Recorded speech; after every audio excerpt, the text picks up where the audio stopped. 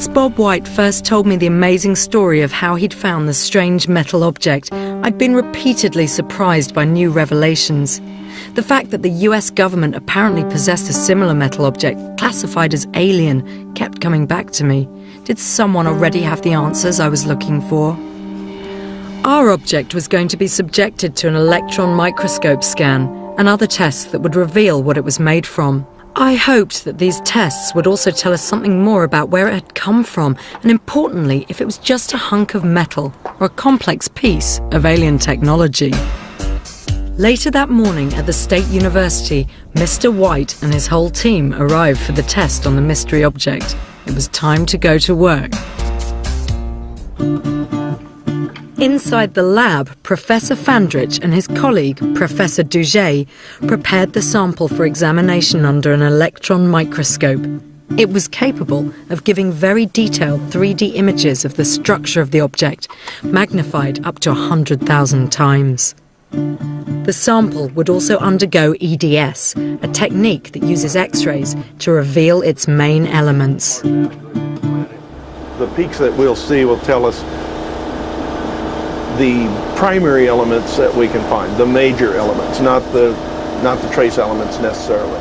Would each of these lines on the graph represent a different element? If the element was there, yes. When it makes a peak, like you see that tall green peak to the left, yeah. I'm pretty sure that's probably your aluminum. Yes, that's aluminum. Okay. And I see another peak. Aluminum, and then there's a small little peak right here, looks like silica. Right, and it looks like iron's coming up maybe. Iron.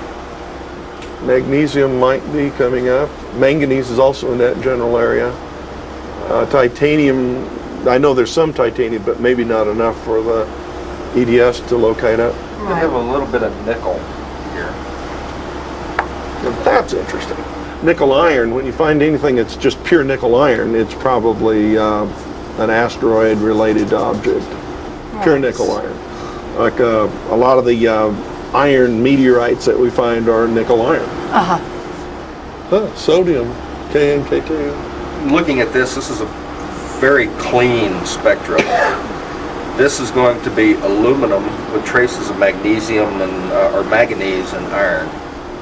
Now some of the rocks we have from space that we know are extraterrestrial have almost exactly the same chemistry as we find on Earth. Okay. Really? Well, you have to realize the Earth is in space too. Yeah, of course. We forget that so easily, don't we? So what do these melt tracks tell us? That the aluminum had been mobilized, heated to a minimum of about 575 degrees centigrade, and that it was in an airstream. It wasn't in a vacuum, it had to be an airstream, and the airstream was moving or transporting or forcing the liquid aluminum to move toward the tail. Can you think of an example of something that might be manufactured that would use all those elements? Yeah, this alloy is what's called a 360 aluminum alloy, which is actually a fairly common alloy because it's very strong. It's easily molded into parts. It's a preferred alloy. So it'd be used for making component parts of what? Of an engine or a casting for maybe a handrail. I mean, just almost anything that you could imagine that you might use aluminum for. My favorite scenario right now is that it's a manufactured object. It was a piece of something that was either explosively or some other way introduced into our atmosphere at extremely high speeds. The introduction in the atmosphere could have been at 2 miles.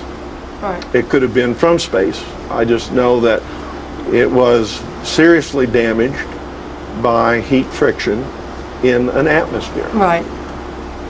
Probably this atmosphere. The tests revealed something very important. This was not a natural object from something like a meteorite. It had been manufactured, though we still did not know where or by who. That was one fact that might one day lead to understanding what Bob saw in the desert. I've lived my life honestly, and never have I ever been called a liar until this happened to me. People do judge you. If it hasn't happened to them, it hasn't happened. I'm the only one in the world that has any inkling of an idea of what it is. What do you think it is? In my mind, in my heart, I'm sure it's from another planet.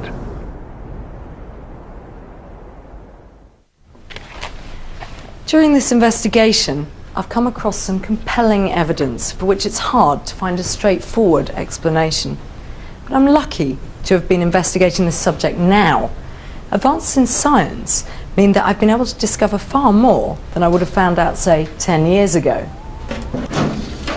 It's impossible to prove conclusively whether aliens have or haven't visited our planet. However, I do believe that thanks to work begun now by scientists, we will one day soon understand the truth about what's happening on our planet.